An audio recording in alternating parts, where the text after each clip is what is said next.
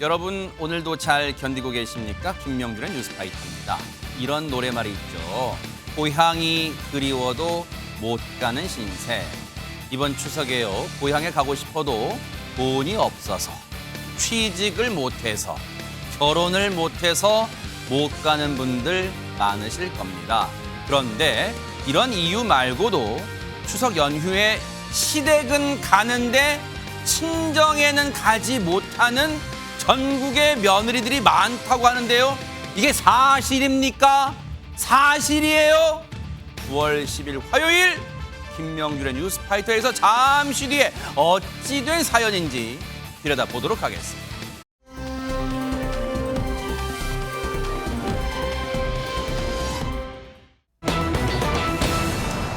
며칠 전에요. 국민의힘의 한동훈 대표가 들으면 썩 유쾌하지 않을 그런 발언들이 야당 인사의 입에서 나왔습니다. 어떤 내용인지 한번 들어보시고 이어가 보도록 하겠습니다. 한동훈 대표 키 180 맞습니까? 그날도 키높이 구두 같은 것을 신었던 것 같더라고요. 제가 볼 때는 네. 정치인 치고는 굉장히 요란한 구두였습니다. 버클이라고 그러나요? 이렇게 금속 장식 그게 두 개나 달려 있어요. 그 하나 다는 것도 참 멋쩍은 일이거든. 저는 좀 뭐랄까 좀 외계인을 보는 듯한 느낌이었어요. 많이 꾸민다는 느낌이 들어서 좀 어색하게 느껴지고 자기적이죠. 좀 징그러웠습니다.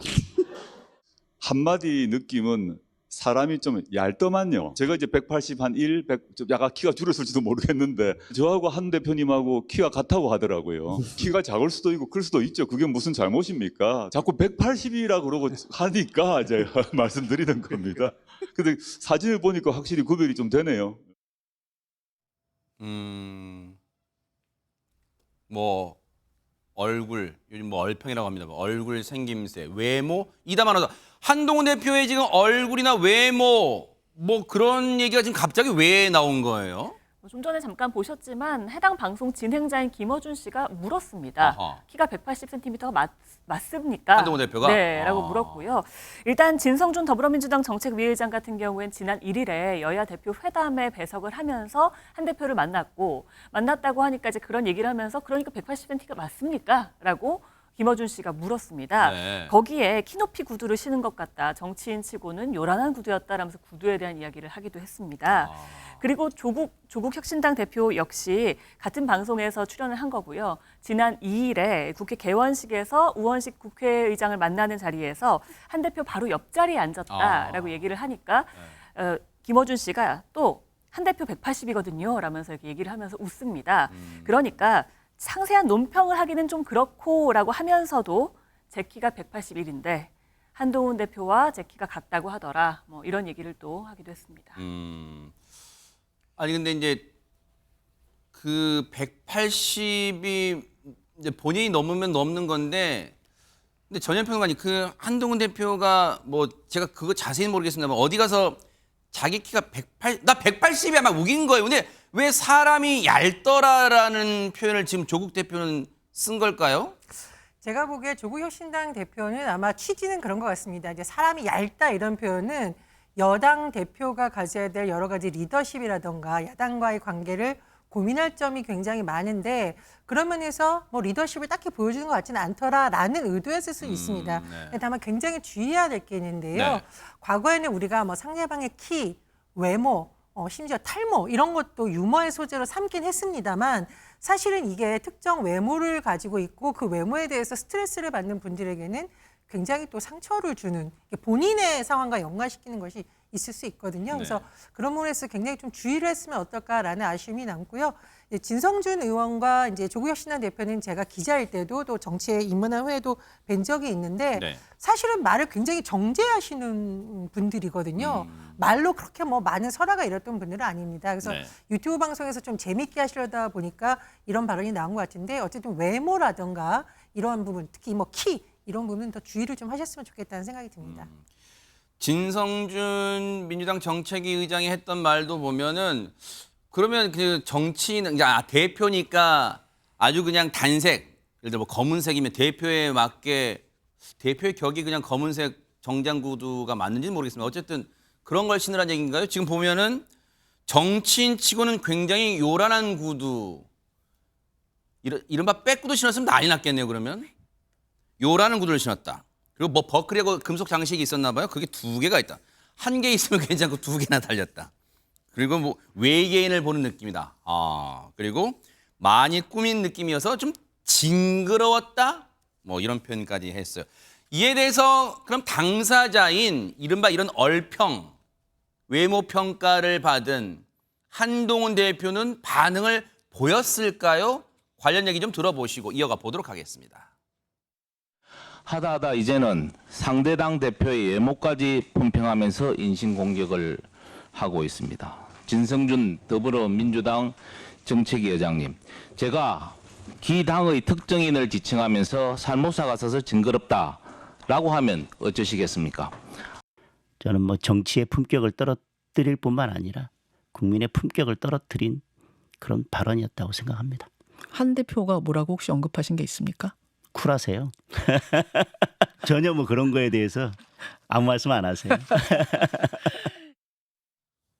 아니 그러면 안진용 기자님, 한동훈 대표는 아무 말도 안 했다고는 하는데 지금 진성준 의원이나 조국 대표의 발언에 대해서 지금 이 반응을 보인 국민의힘 인사들을 보면 좀 목소리 어조는 차분하지만 상당히 좀 기분이 격앙됐다, 분개했다 뭐 그런 분위기 같아요 지금. 일단 한 대표는 별다른 반응을 보이지 않는다고 했는데 여기서 어떠한 감정적 대응을 나가게 되면은 오히려 더 괜한 분란을 일으킬 수 있다고 판단하는 것으로 보이고요. 네. 하지만 당 차원에서의 입장은 달랐습니다. 신주호 국민의힘 상근 부대변인이 입장을 냈는데 최소한의 예의조차 갖추지 않은 민주당과 조국 혁신당의 저열한 민낯이라고 했고요. 일단 상대 당대표의 외모 품평을 하는 것 자체가 굉장히 부적절하다는 얘기를 한 거죠. 그리고 수준 낮은 비하 발언에 대해 국민들과 한동훈 대표에게 사죄하라면서 공개 사과를 요구하기도 했습니다. 아니 근데 그 국민의힘의 서범수 총장도요,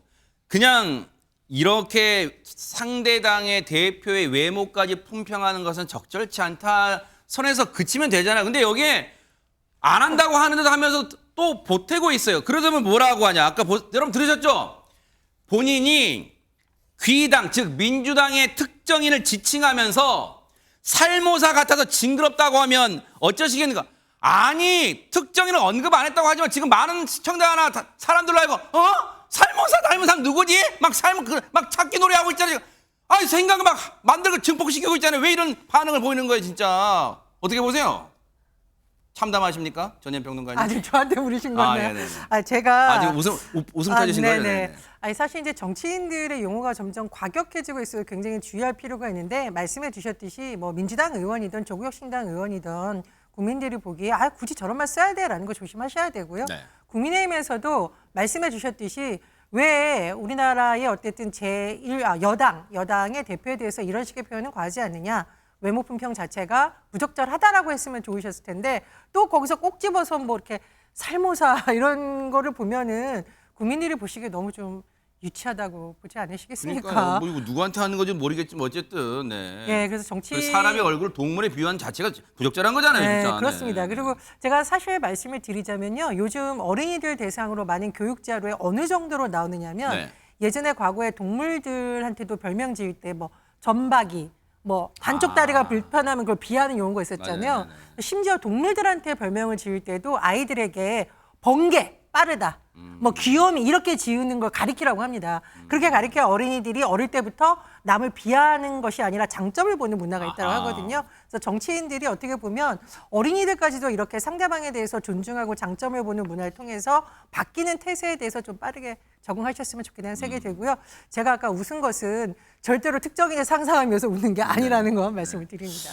문개구름 궁금하네요. 과연 누구를 상상했을까 궁금한데. 근데 박주희 변호사님 지금 이렇게 국민의힘에서도 발끈하고 언론들도 지금 이 얘기를 다룰 정도면 논란이 커지고 있다는 건데 그럼 이 발언을 했던 분들은 혹시 뭐 반응, 사과나 이런 걸 보였어요? 어떻습니까? 네, 뭐 워낙 이제 부적절한 발언이었다라고 비판이 나오니까요. 진성준 더불어민주당 정책위 의장은 본인의 페이스북에 사과의 뜻을 밝혔습니다. 자신은 외모를 비하하거나 인격 모독할 생각은 전혀 없었다. 그렇게 개인적인 인상에 대해서 평가를 한 것이었는데 만약에 과한 표현으로 불쾌감을 줬다면 사과하겠다 이런 사과의 표현을 남겼습니다.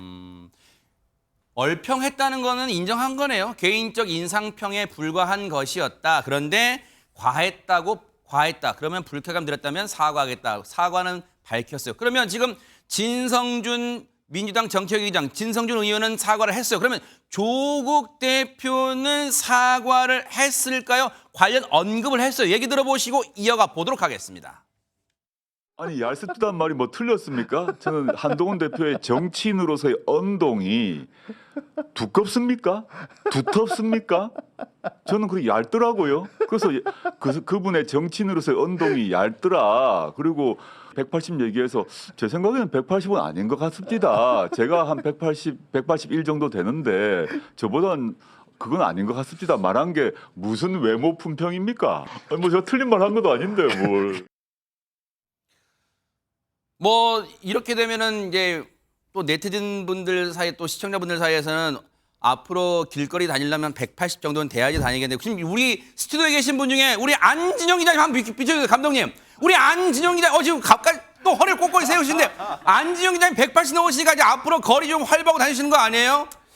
근데 기본적으로 외모에 대한 얘기는 점차 하지 말자라는 게 일반적인 상식이거든요. 그렇죠. 근데 이거를 정치권에서 왜 이렇게 사용하는지 생각을 해보면은 한동훈 대표 같은 경우는 앞서서도 이 헤어스타일이 가지고 한번 얘기가 나온 적이 있지 그랬었죠. 않습니까? 결과적으로 볼 때는 그런 부분에 있어서 특정인을 얘기를 했을 때 대중들에게 어떠한 이제 선동이 될 수도 있다는 걸 어느 정도 알았을 텐데 그렇다면 오히려 더 피해야 될 텐데 굳이 저렇게까지 외모 관련된 얘기를 해야 됐는지 의구심이 드는 대목입니다. 근데 사과까지는 아니지만 전현평관 조국 대표가 아니 내 발언에 뭐가 문제냐라고 이제 이렇게 나오면 글쎄 이제 이게 뭐 본인은 잘못이 한 게 없다고 하더라도 일이 점점 글쎄 사그라들 기미는 없는 것 같아요 또.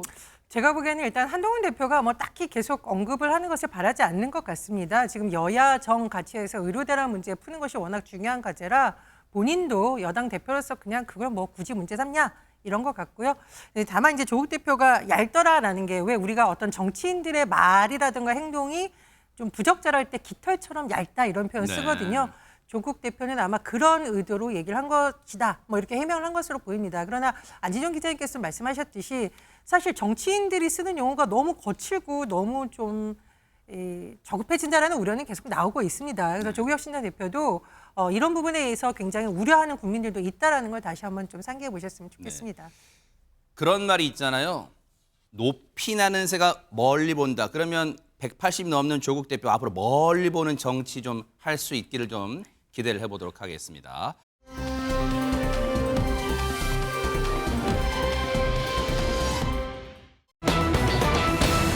자, 아들의 여자친구를 찾아간 아버지, 그 회사를 찾아갔다는 거. 그럼 이 담화에서 뭘 혹시 따지러 간 걸까요? 뭡니까 이게?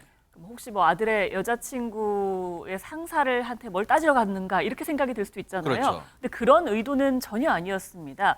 또 굉장히 부적절한 의도였는데요. 네? 왜 그랬는지 차근히 설명을 해드리겠습니다. 뭘까요, 네? 일단 지난해 여름에 이 아버지는 아들로부터 뜬금없는 얘기를 듣게 됩니다. 이 아들도 여자친구한테 들은 얘기라고 하는데요. 네. 여자친구네 회사 사장님이 이 회사 사장실에 금고가 있는데 그곳에 돈을 보관하더라라는 겁니다. 아이고. 게다가 사장실은 회사의 몇 층에 어디쯤에 있고 또 CCTV도 여기에 설치돼 있다라는 구체적인 이야기까지 아버지에게 다 했다고 합니다. 아니 참 딱합니다. 이 사실을 지금 아들은 또 여자친구한테 들었다는 건데 그럼 여자친구는 일단 전현평은 아무리 자기 회사지만 그리고 사랑하는 남자친구지만 그 남자친구한테 이런 걸 시시콜콜 얘기하는 것도 웃기고 그걸 또 들은 아들은 자다가 봉창 두드고 자기 아버지한테 이걸 왜 얘기해요 이걸. 그러니까요. 이게 봉창 두드리는 소리에서 차라리 끝났으면 어땠을까라는 생각이 드는 것도 있죠. 부적절한 발언이긴 합니다만 문제는 이 아버지가 이 소리를 듣고 무언가 행동을 했다라는 겁니다. 이 아버지가 올해 초에 도박을 해서 돈을 많이 잃은 상황이었는데 어머나? 아들이 여자친구 회사 어디에 금고가 있고 돈이 있다라는 그 말을 딱 떠올린 겁니다. 여기서 떠올려서 그냥 그쳤다라고 하면 오히려 다행이었을 텐데 본인의 오래된 지인에게 연락을 해서 거기에 돈이 있대더라. 사무실에 돈이 수천만 원 보관돼 있다라고 하는데 자, 그다음부터 기가 막힙니다. 왜요? 죽을 각오로 해야 되는데 같이 하자. 에? 뭘 죽을 각오로 할까요? 뭘 죽을 각오예요? 돈을 훔치자. 어머나! 이렇게 계획을 세운 겁니다. 그래서 실제로 공모를 해서 아들의 여자친구가 다니는 회사 사무실에 몰래 들어가서 금고를 부수고 약 5천만 원 이상의 금품을 훔쳐서 달아나게 됩니다. 아니 지금 이게요 안진용이 무슨 소설 같은 얘기가 아니에요. 좀 실제로 있었던 얘기인데 이렇게 되면 애초에 발단이 그 아들이라는 사람이 아빠 우리 여자친구네 회사 사장실에 금고 있는데 이거 CCTV도 있고 CCTV 여기저기 있고 금고에 수천만 원인데 이거 뭔가 범행을 부추긴 꼴 된 거 아니에요 지금?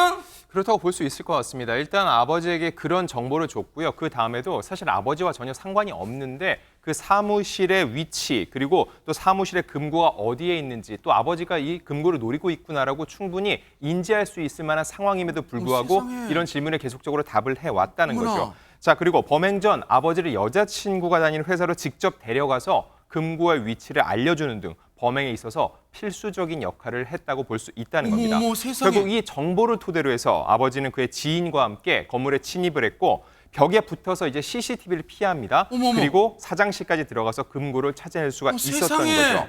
이 30대 아들 게다가 범행 뒤에는 절도 피해금인 걸 알면서도 아버지로부터 현금 1,000만 원을 대가성 있게 받았다고 볼 수 있을 것 같은데 결국 아버지의 범행을 아들은 방조한 것으로 볼 수 있고요. 아버지의 이 범행으로부터 아들 역시 자유로울 수는 없을 것으로 보입니다. 어머나 이 인간 이거 사람들이에요? 이거 인간들입니까? 그냥 듣고 그 회사는 좀 더 보안을 철저히 해야겠구나 이렇게 지금 타일러도 모자랄 판에 옳았구나 훔치러 가자 자기 40년 지기 친구한테 전화해가지고 죽을 각오로 돈을 훔치자 박성배 변호사님 근데 어떻게 모범을 보여야 할 아버지라는 인간이 이럴 수가 있어요 진짜.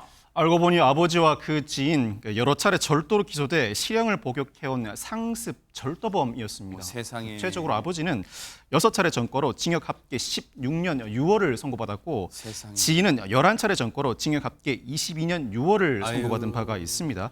특히 아버지는 지난해 2월에 출소한 누범 기간 중임에도 불구하고 이 사건 범행을 저질렀는데 이처럼 여러 차례 절도 징역을 선고받은 전력이 있을 때는 한 번 절도 범행을 저질러도 곧바로 특가법상 상습절도 가중처벌 규정이 적용되게 됩니다.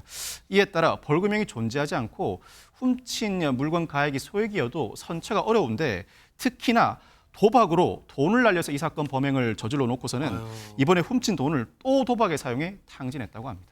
이 못난 인간들, 이 몹쓸 인간들, 이 악마 같은 인간들 셋이서 죽이 척척 맞았어요. 박주희 변호사님. 네, 이 괘씸한 사람들 그렇지만 법의 철퇴를 맞았습니다. 아하. 네, 이 결국 아버지와 그 지인은 40년 지기 친구가 결국 나란히 징역형을 살게 되었는데요. 재판부는 피해액이 적지 않고 이 두 사람이 이 과거 여러 차례도 절도 범죄로 처벌을 받은 이력이 있었는데도 불구하고 이 범죄를 또 저질렀다라고 꾸짖었습니다. 아하. 특히 현금 배상이 전혀 되지 않았는데요. 원래는 양형을 정할 때 이 피해 배상이 되었는지가 사실은 굉장히 중요한데 피해 배상도 전혀 되지 않았던 것으로 보입니다. 혹시 이 피해 배상 안 됐다는 얘기는 박주희 변호사님 이 인간들이 훔친 다음에 현금을 자기들이 몇 년 살다 나와서 그 돈을 다 가질 생각으로 어디에 혹시 묻어두거나 숨겨뒀다는 얘기일까? 이게 현금, 이 피해 보상이 안 됐다는 게 뭘까요? 현금을 차라리 그렇게 묻어뒀으면 그거를 어떻게 몰수라든지 했을 텐데 도박으로 다 또 탕진을 해버렸습니다. 그래서 인간들 피해자에게 이 피해 변상도 되지 않았고 당연히 피해자로부터 용서를 받지 못했는데요. 그래서 이 재판부는 아버지에게는 징역 3년 6개월을 선고를 했고요. 또 지인은 실질적으로 취득한 이 금전적 이익이 170만 원 정도에 불과하다고 해요. 그래서 재판부는 이 부분을 감안을 해서 지인에게는 징역 1년을 선고를 했습니다.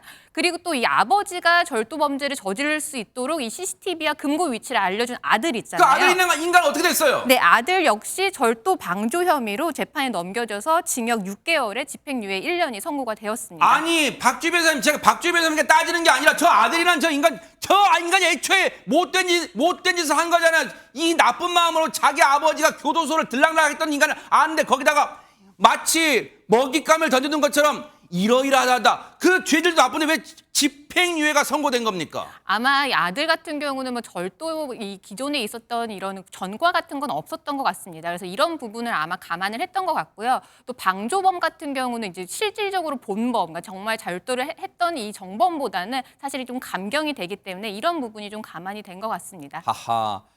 글쎄요.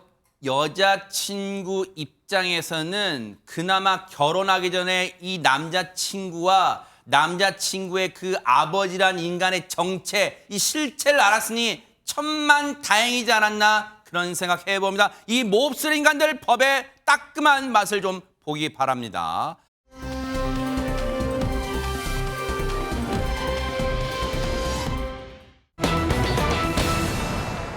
제목 보세요. 애지중지.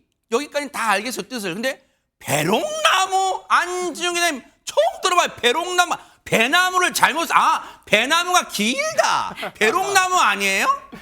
백문이 불여일견이죠. 일단 배롱나무가 어떤 나무인지 보여드리겠습니다. 아하, 뭘까요, 네네. 자, 이 나무를 보시면은 네. 사실 이 나무입니다. 굉장히 이거예요? 풍성해 보이죠? 어허. 근데 다른 이름은 익숙하실 거예요. 100일 동안 꽃이 피어 있다여 백일홍이라 불리기도 하죠. 백일홍은 많이 들어봤죠. 네, 이런 별칭을 가진 배롱나무, 특히 여름 가로수로 종종 보이는데, 자, 중요한 건 지난 5일 네. 강원도 속초에서 양양시대로 진입하는 길목에서 벌어진 일입니다. 자, 여기 회전교차로가 있는데 네. SUV 차량을 운전하던 50대 여성, 어머나. 지금 보시는 저 사고 장면입니다. 어머나. 이곳을 지나가다 그대로 이렇게 교차로를 타고 넘어서 중심에 심어진 배롱나무를 들이받아버린 어머나, 겁니다. 세상에. 이 사고 충격으로 차가 지금 굉장히 훼손이 많이 됐죠. 나무 역시 밑동이 갈라지고 가지가 부러지는 등 손상이 크게 어머나. 입었고요. 그래서 주민들이 굉장히 안타까워하고 있다는 거죠. 이거 보는 저희도 저 지역에 살지 않는 시청자분도 보면서 안타까워하실 거예요. 아이고 어머나 세상에 하실 것 같은데. 근데 앞서 제목이 이담 아나운서 애지중지 배롱나무라 그랬잖아요. 이게 무슨 말이에요? 알고 보니 꽤나 좀 사연이 있는 나무였던 겁니다. 4년 전쯤에 이제 양양에 있는 그 회전 교차로를 공사하면서 이 나무를 심게 됐다고 하는데요. 이 당시에 양양 군수가 나무에 좀 조예가 깊은 분이었다고 해요. 그래가지고 이제 지나가다가 어떤 집에 배롱나무가 이쁘게 펴 있는 걸 보고 이렇게 좋은 나무를 개인이 소유하기보다는 좀 여러 사람이 함께 감상하는 게 좋지 않겠느냐. 자, 요 모습이 사고 나기 전에 모습은 네. 아니에요. 이제 배롱나무 이렇게 생겼다는 걸 보여드리는 거예요. 네. 그 배롱나무를 보고 배롱나무 보통 조경수로 굉장히 많이 쓰이거든요. 꽃이 피고 이렇게 진분홍색 꽃이 쫙 피면 굉장히 풍성하게 보이기도 하고요. 나무의 가지 자체가 굉장히 구불구불하게 멋있게 피기 때문에 또 굉장히 많은 분들이 좋아하는 나무입니다. 그래서 그 나무를 여러 사람들이 보면 좋겠다. 그래서 네. 여기다 심자라고 해서 집주인을 설득을 해서 겨우겨우 200~300만 원 정도를 지불해서 데려온 나무라고 해요. 세상에 양양 군수가 네. 게다가 이 배롱나무는요. 이제 한 7월부터 늦가을까지 꽃을 피우거든요. 지금이 되잖아요, 그러면. 네, 지금이 한창 예쁠 때입니다. 어머나. 그리고 이 나무를 지금 옮겨 심었잖아요. 그러니까 몇 년 동안 자리를 잡으면서 올해 드디어 꽃을 피우기 시작했다고 해요. 몇 년 동안 자리를 잡느라 애썼고 배롱나무 자체가 아이고 세상에. 그런데 지금 이 이쁘게 꽃을 피우려고 할 때 교통사고를 당해서 이런 위기를 받게 된 겁니다. 아이고, 그래서 이제 보니까 이제 애지중지란 표현을 왜 썼는가 이제야 이해가 되는데 이제 올해 겨우 꽃을 티웠는데 박성배 변호사님 이런 순환을 당했어요 지금. 그런데 더욱 화가 나는 부분은 사고 원인이 음주운전이라는 것입니다. 아이고. 뉴스파이터 취재 결과 이 50대 여성 운전자 혈중 알코올 농도 0.1% 이상 면허 취소 수치였습니다. 만취네 만취. 아유. 현재 경찰이 이 피의자를 음주운전 혐의로 입건해 수사 중이라고 하는데 사실 음주 상태로 차량을 운행하다 사람이 아닌 물건만 손괴한 경우에는 물론 음주운전으로 처벌받죠. 그렇지만 자동차 종합보험에 가입돼 있는 이상 추가 처벌을 받지는 않습니다. 그렇다고 모든 문제가 여기서 끝나는 것은 아닙니다. 이 보험사가 관련된 재물 손괴에 대한 배상을 온전히 다 해줍니다. 그렇지만 음주, 우모녀, 뺑소니에 대해서는 운전자에게 그 배상 금액 전액을 구상하게 돼 있습니다. 그리고 이 사건에서도 피의자는 배롱나무 손상과 관련된 모든 배상 책임을 궁극적으로 부담해야 합니다. 진짜 진짜 그놈의 음주운전 또 나와요 여기에. 그런데 보세요 전현 평론가님, 음주운전으로 이 사고를 낸 저 여성은 50대 여성이에요. 당연히 법의 처벌 받고 또 여기 손해배상 다 해줘야 돼요. 자기 돈으로 해줘야 돼요. 일단 그거는 잘 된 거예요. 그런데 저 배롱나무는 어떻게 지금 혹시 뿌리채 뽑히고 그런 건 아니에요? 지금 이 배롱나무가 밑둥이 갈라져서 사실은 계속 살기 어려운 상태라고 세상에. 합니다. 그러면 언뜻 생각하면 예전에 만약 200만 원, 300만 원 지불하고 이 나무를 가져온 거라면 돈 주면 되잖아 이럴 수 있는데 양양군 입장에서는 그게 쉽지 않은 거죠. 왜냐하면 이게 굉장히 정성을 들여서 맞아요. 꽃을 피우게 하고 많은 국민들이 지금 봤으면 저렇게 됐네요 진짜. 어머나 예. 세상에. 그런 마음에서 애지중지했던 마음이었기 때문에 양양군 입장에서는 아유 피해 보상 일단 이런 거 말고 좀 비슷한 나무를 구해다가 갖다 줬으면 좋겠다라는 입장을 초기에는 밝혔습니다. 그런데 저 비슷한 나무를 구하는 게 쉽지가 않고 또 가격 산정을 예전에 그 비용을 지불했다 하더라도 나무는 그 상태에 따라서 또 가격이 달라지기 때문에 가격 산정도 어렵다고 합니다. 그래서 결국 양양군에서 고심하고 있는 상황인데 뉴스파이터 제작진이 좀 취재를 해봤습니다. 그래서 지금 어떻게 된 상황이냐면요. 여러 가지 어려운 상황에서 고민을 하다가 인근 강릉에서 비슷한 배롱나무를 찾아와서 옮겨 심을 예정이라고 합니다. 그러나 이건 역시 비용이 들기 때문에 이 비용에 대해서는 사고를 냈던 사람에게 청구를 할 예정이고요. 그 부분에 대해서는 양양군과 피의자가 합의가 된 상황이라고 합니다. 그 사고 낸 운전자는 반성하세요. 제가 감정이 과잉하다고 여러분 비판하실지 모르겠지만 나무도 생명이 있는 거예요. 그 생명이 있는 나무를 저렇게 죽여놓고 진짜 밤에 잠이 오겠습니까? 반드시 100배 사죄하는 마음으로 그리고 반성하는 마음으로 그리고 양양군과도 합의했다고 하니까 앞으로는 정말 음주운전, 술 마신 다음에 운전자 잡지 않는 그런 반성하는 모습 기대해 보도록 하겠습니다.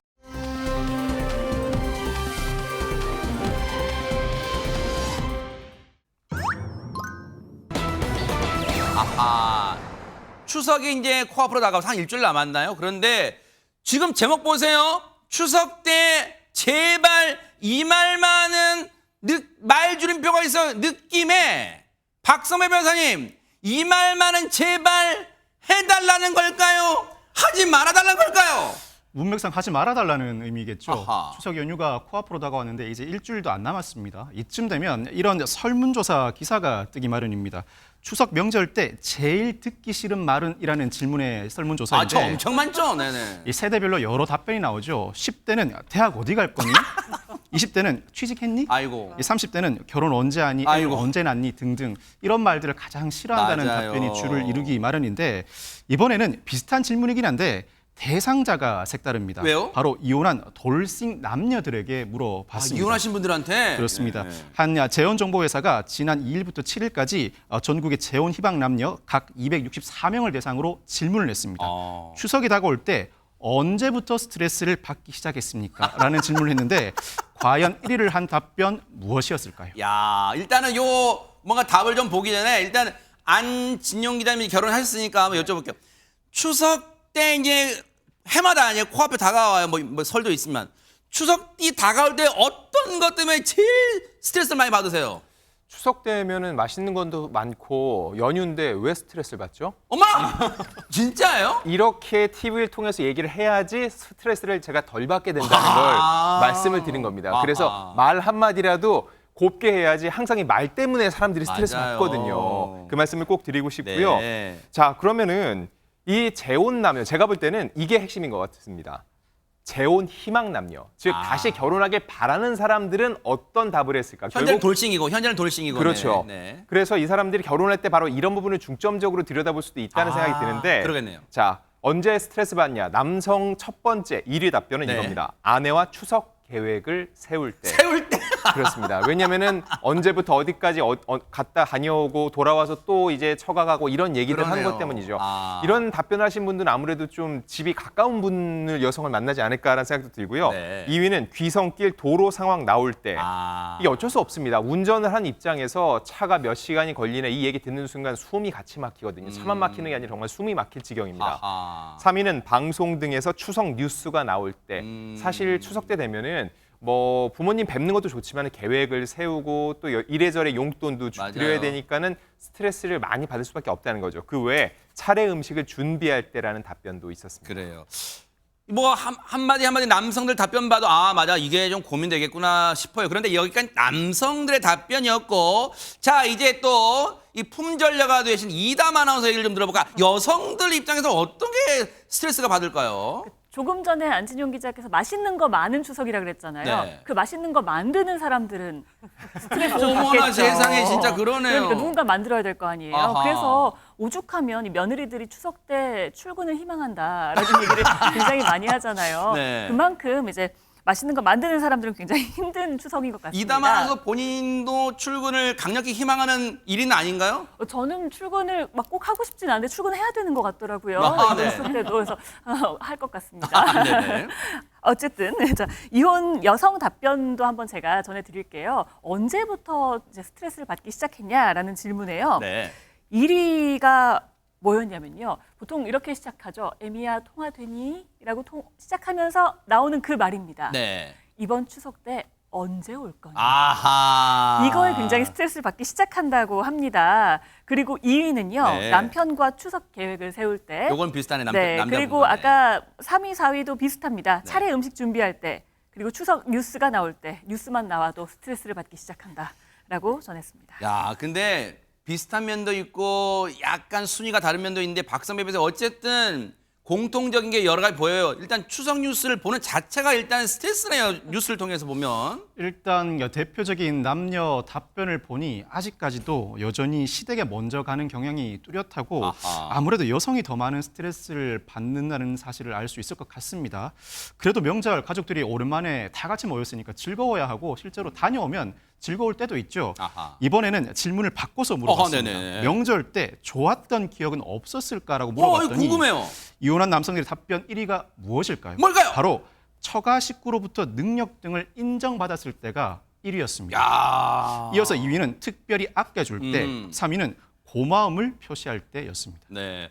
이거는 보면 역시 남성들은 예전부터 그런 말이 있잖아요. 자기를 인정해주는 말을 들을 때가 가장 좋다 하는데 역시 아우 우리 김서방 이번에 승진했답니다. 아이고 막 그런 거 아이고 장모님 또 뭐 그런 얘기를 또 하죠. 뭐 이런 걸 기분 좋아하는 것 같아요. 근데 아내들은 무슨 얘기를 들었을 때 가장 기뻐할까요? 박주희 변호사님. 네, 공교롭게도 아내들이 가장 스트레스를 받는 말이 시어머니가 언제 오니라는 말이라고 그렇죠. 했잖아요. 그런데 또 반대로 가장 기쁜 말도 시어머니한테 듣는 말이었습니다. 그래요? 네, 언제 오냐는 말이 가장 듣기 싫은 말 1위였다라면 네. 반대로 가장 기쁜 말은 시어머니가 이만 가봐라라는 말이었다라고 합니다. 그 다음으로는 이제 차례 준비를 줄여줄 때 그리고 그 다음으로는 특별히 아껴줄 때 이런 말을 들었을 때 가장 만족했던 것으로 밝혀졌습니다. 야 그래 얘야 아이고 이제 그 설거지도 하지 말고 그냥 가봐라 그 말이야. 야호 막 소리 지르는 순간이라고 하는데 글쎄요 지금도 전국에서 이 방송을 보실 이제 내일 모레 고향 가실 이 시댁 가실 분들 아마 여러 가지 걱정도 크실 텐데 또 그런데 전현 평론가님 시청하시는 분들 중에 연세가 있으신 그 어머님 뻘 된 분들은 아이고 지금은 팔자 좋은 소리 한다 우리 때는 그냥 하루도 못 쉬고 다 설거지 돌밥 했어 막 그랬을 수도 있어요 진짜. 그러니까요. 이제 어르신들 입장에서는 자녀들이 오랜만에 다 한 가족처럼 모이고 또 음식도 많이 하고 이런 걸 좋아하는 문화가 있었습니다. 네. 그런데 좀 세대가 많이 바뀌었고요. 또 이제 가정 살림만 하는 게 아니라 일도 하고 아이도 키우고 이러다가 명절 때 또 집안일을 해야 되는 며느리들 입장에서는 명절이 좀 더 고되게 느껴질 수 있거든요. 그래서 서로의 입장차를 좀 해보면 어떨까 이런 생각이 듭니다. 그리고 제가 또 하나 말씀드리고 싶은 게 있는데 명절 지나고 나면 이혼 상담률 급증한다. 그래요? 이런 기사 항상 나오거든요. 그러니까 명절 때 그동안 쌓여왔던 감정이 폭발하는 경우가 아이고. 많다고 합니다. 그래서 조금 더 배려하고 누구의 희생으로 누가 즐거운 것이 아니라 좀 다 같이 즐거운 그런 한가위가 됐으면 좋겠습니다. 그래요. 그 전국의 남편분들께 당부드리고 싶은 말은요. 명절 때 시댁에 가고 즉 남편 입장에서 본가에 가게 되잖아요. 그러면 제발 리모컨 잡고 소파에 들어누워 있지 말아요. 같이 음식 만들어요. 그래야지 평온한 가정, 연휴 끝난 뒤에 평온한 가정으로 원상복귀 할 수 있다는 거 명심하기 바라겠습니다.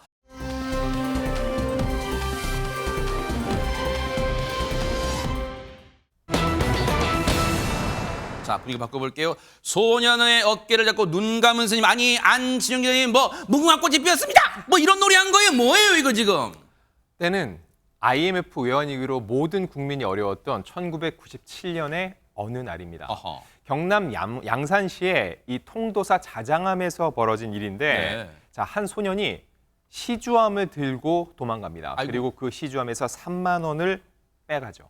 자, 어머나. 그리고 또 며칠 후 이 소년은 또다시 돈을 훔치기 위해서 이 통도사 자장암으로 찾아들었습니다. 아하. 그런데 이 시주암을 드는 순간 누군가 소년의 어깨를 잡았다는 거죠. 딱 걸렸네. 깜짝 놀란 이 소년 뒤돌았겠죠. 네. 그랬더니 한 스님이, 중요한 건 이겁니다, 아무 말 없이 눈을 감고 고개를 가로젓고 있었던 겁니다. 이 소년, 이 모습을 보고 그냥 집으로 돌아갔습니다. 세상에 이랬다는 거 아니에요, 이담 아나운서. 딱 잡고 이랬다는 건데 스님이 왜 눈을 감고 이 고개를 가로저었을까요? 당시에 그 스님은 보통 조금 전에 얘기하신 것처럼 딱 걸렸네 하면서 눈 크게 뜨고 인상착의부터 볼 거 아니에요. 그죠? 그런데 스님은 보지 않으려고 하셨던 겁니다. 아, 그러니까 이 아이가 누군지 보지 않겠다라는 아, 큰 뜻이었던 것 같습니다. 세상에. 27년이 지난 지금도요, 여전히 이 자장암에 그대로 살고 계신 현문 스님이라고 하는데요. 어머, 그 스님 지금도 계신다고요? 네, 그래서 한 언론과 또 인터뷰를 했습니다. 어머나. 근데 당시에 그 일이 또렷하게 기억이 난다라고 이야기를 했고요. 네. 그 소년이 굉장히 깜짝 놀랐지만 반항하진 않았다. 그래서 꾸짖지도 않았고 이유도 묻지 않고 소년의 어깨를 쓰다듬으며 문 밖으로 배웅했고 소년은 조용히 돌아갔고 그걸로 끝이었다라고 이야기했습니다.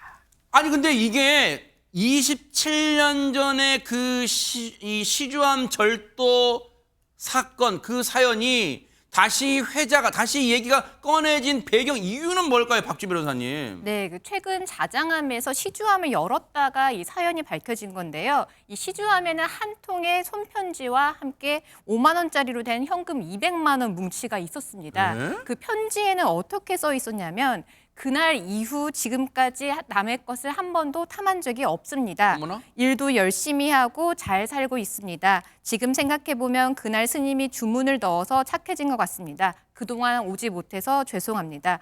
곧 아이가 태어날 것 같은데 아기에게 당당하고 멋진 아버지가 되고 싶습니다. 그날 스님 너무 감사했습니다. 바로 그 소년이 성인이 되어서 다시 되갚아주겠다라는 이런 돈과 함께 시주암에 이런 편지를 넣어놨던 거죠.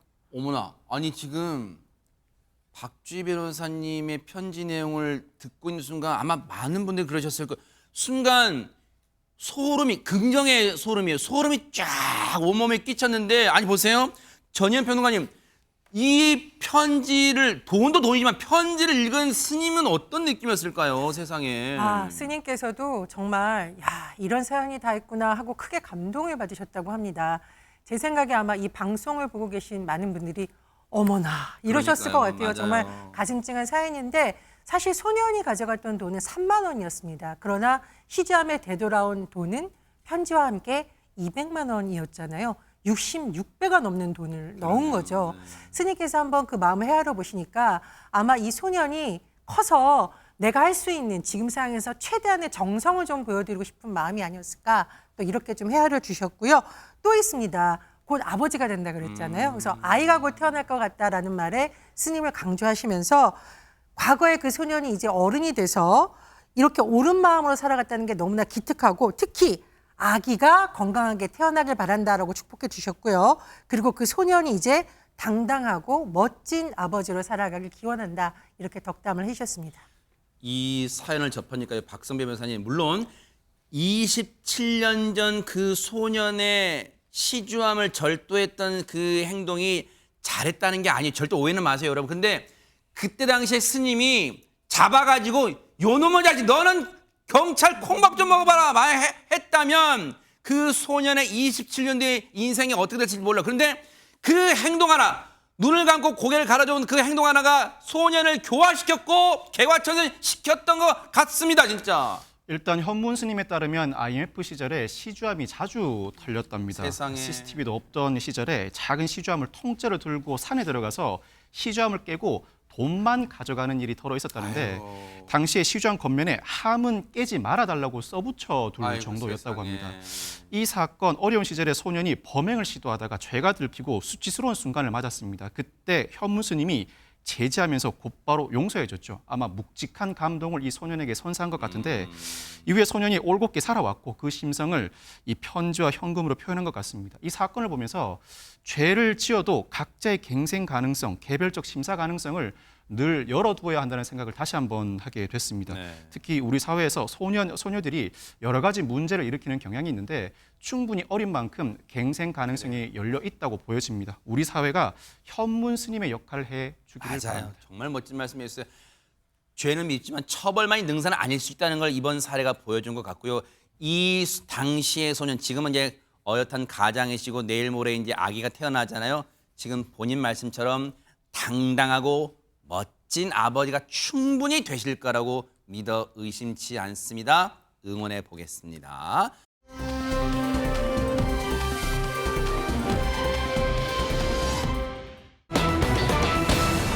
아니, 누가 무슨 범죄를 저질렀길래 안진영 기자님 아내한테 자수를 설득해달라 이렇게 얘기를 하는 걸까요? 지난 6월 24일 밤 10시쯤 한 아파트 지하 주차장에서 경찰과 한 승용차 운전자 간에 뜻밖의 추격전이 벌어졌는데 이 긴박했던 상황 우선 영상으로 먼저 만나보시죠. 영상 있어요, 네네. 서울 서대문구의 한 아파트 지하 주차장입니다. 주차되어 있던 흰색 승용차 한 대가 출발하죠. 그런데 자세히 보세요. 운전석 속에 사람이 매달려 있는데 다름 아닌 음주운전을 잡으려는 경찰이었습니다. 세상에. 이 경찰 안간힘을 써서 핸들과 운전자의 팔을 붙잡아 보지만 운전자는 속도를 점점 더 빠르게 내는데요. 또 저렇게 열심히 쫓아가 보지만 차량의 속도를 따라가기는 쉽지 않았고요. 결국 이 승용차 운전자는 그대로 아파트를 빠져나가 버립니다. 하하. 아무리 그래도 그렇죠. 세상에 저 상황에 경찰을 매달고 어떻게 주행을 할 생각을 해요? 관련 얘기 들어보시고 이어가 보도록 하겠습니다. 운전자의 차량 안에서 술 냄새가 많이 나고 혈색과 표정 상태를 보아 술을 마신 상태였음을 짐작할 수 있었습니다. 팔로 피해자 차량의 핸들과 피해자의 팔을 붙잡고 처음에는 차량의 속도가 빠르지 않아 충분히 쫓아갈 수 있겠다는 생각에 당장 멈추라고 소리 지르며 차량의 속도에 맞춰 빠르게 뛰어갔습니다. 그러나 피해자는 이 아랑곳하지 않고 점점 속도를 빠르게 냈으며 속도가 빨라졌을 때는 더 이상 쫓아가지 못하겠다는 생각이 들었습니다. 하마터면요, 저 음주운전 이 운전자를 잡으려다가 경찰분이 크게 다칠 뻔한 아찔한 상황이었는데 차 안에서 술 냄새가 날 정도였으면 술을 대체 얼마나 퍼마신 겁니까 대체 이담 아나운서. 그러니까요. 그러니까 음주운전이 의심되는 차량이 있다라는 신고가 일단 접수가 된 겁니다. 저 사람이 운전하는 걸 보고요. 거기에 이제 경찰이 저렇게 끌려가게 되는 상황이 어떤 상황인지 제가 설명을 해드릴게요. 일단 피해자의 예상 경로에 경찰들이 배치가 됐고요. 피해자의 주거지에 배치된 경찰들은 아파트 지하 주차장 수색을 했습니다. 근데 아직 차가 들어오지 않은 거예요. 그래서 경찰들이 피해자가 들어올 것으로 예상되는 곳에 잠복을 했습니다. 그러다가 해당 차량이 주차장에 나타났고 경찰들이 차량을 막아선 겁니다.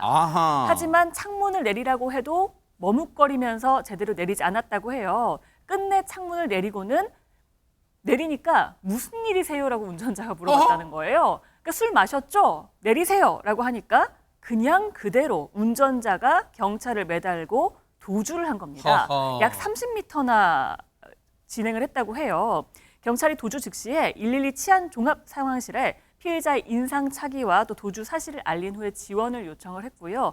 더 큰 사고가 일어날 수도 있는 거잖아요. 음주운전이니까. 맞아요. 그래서 바로 피해자의 집에 찾아갔다고 합니다. 그 집에 남성분의 아내가 있었나 봐요. 그러니까 아내에게 남편의 자수를 좀 설득해달라라고 부탁까지 했는데 피해자는 끝내 나타나지 않았다고 합니다. 아니, 정신이 퍼뜩 들면 경찰을 매달고 말이 30m 그 경찰분 다쳤으면 진짜 더 가중처벌 될 수도 있는 상황이잖아요. 그러면 정신이 퍼뜩 들어야 되는 거 아니에요? 아내분이 전화를 해서 설득을 했는데도 박주희 변호사님 그냥 꽁무니를 내뺀 거예요. 저 운전자는 어떻습니까, 박주희 변호사님? 네, 이 남성 결국 도주는 했지만 결국 경찰의 추적은 피하지 못했습니다. 그러겠죠. 경찰은 CCTV와 이제 관제센터를 통해서 피해자가 도주한 곳을 확인을 하고요. 주변을 샅샅이 살펴서 결국 한 주택가에서 도주 2시간 만에 해당 차량을 발견을 했습니다. 아하. 그런데 이 차량에는 이 피의자는 없고 빈 차량만 있었는데요. 그런데 여기서 경찰관이 굉장히 기지를 발휘를 합니다. 이 경찰관은 관리자인 척 이 피의자에게 전화를 해서 차를 빼달라라고 전화를 했고요. 약 20분 뒤 피의자가 나타났습니다. 네. 그런데 이제 피의자는 현장 주변에 보니까 경찰들이 서성이고 있으니까 네. 또다시 도주를 시도를 했는데 어허. 결국 30m 가다가 결국에 붙잡혔습니다. 야, 근데 박성배 변호사님, 저 영상을 보신 경찰관 분들의 가족분들은요, 억장이 무너져요. 저 경찰분들도 소중한 가정의 가장이고 누군가의 아빠고 또 연세 드신 분의 소중한 아드님이고 그런 분들이잖아요, 진짜. 이 사건은 음주운전 신고를 받은 경찰이 예상 도주 경로를 차단하고 주거지에 직접 찾아가고 가족에게 자수를 설득하는 등 모든 조치를 현장에서 빠짐없이 실시한 사안입니다. 특히나 이 피의자 경찰이 제지함에도 불구하고 무작정 차량을 직진하는데 상황에 따라서는 특수공무방해 치상이나 특가법상 도주 차량으로 추가 입건될 가능성도 충분히 남아 있었습니다. 일단 이 피의자 도주 이후에 차량을 버리고 편의점에서 술을 사다 마신 거라면서 음주운전 혐의를 부인했다고 합니다.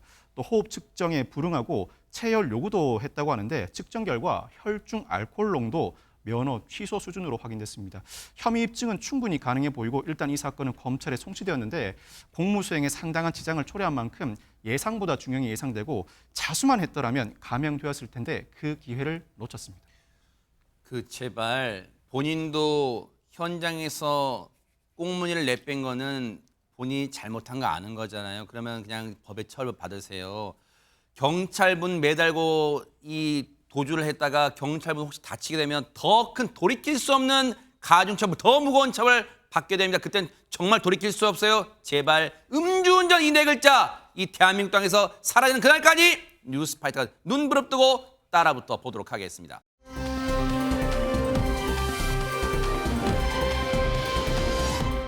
이번엔 어느 나라로 가볼까요? 안진용 기자님. 미국입니다. 아하. 한 골칫덩어리 고층 건물이 결국 철거가 됐는데 이 철거하는 순간이 굉장히 큰 화제를 모았습니다. 네? 왜 화제를 모았는지는 영상을 보면 바로 이해하실 아하, 건데 네네. 중요한 건 순식간에 지나가기 때문에 집중해서 눈 보셔야 크게 됩니다. 뜰게요. 네, 네네. 보시죠. 알겠습니다.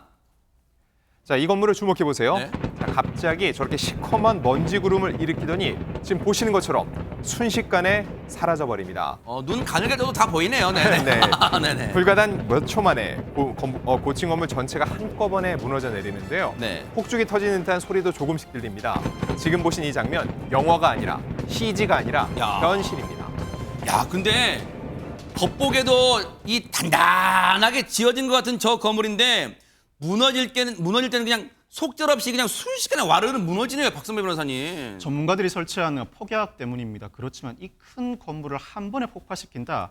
아무 관련 없는 제3자가 보기에도 너무 아까워 보이는데 아하. 나름의 이유가 있었습니다. 왜요? 이 건물은 40년간 이 지역의 대표적인 마천루였습니다. 아. 그런데 4년 전에 미국의 허리케인이 잇따라 상륙하면서 창문이 깨지는 등 심각한 파손 피해를 아이고. 입었답니다.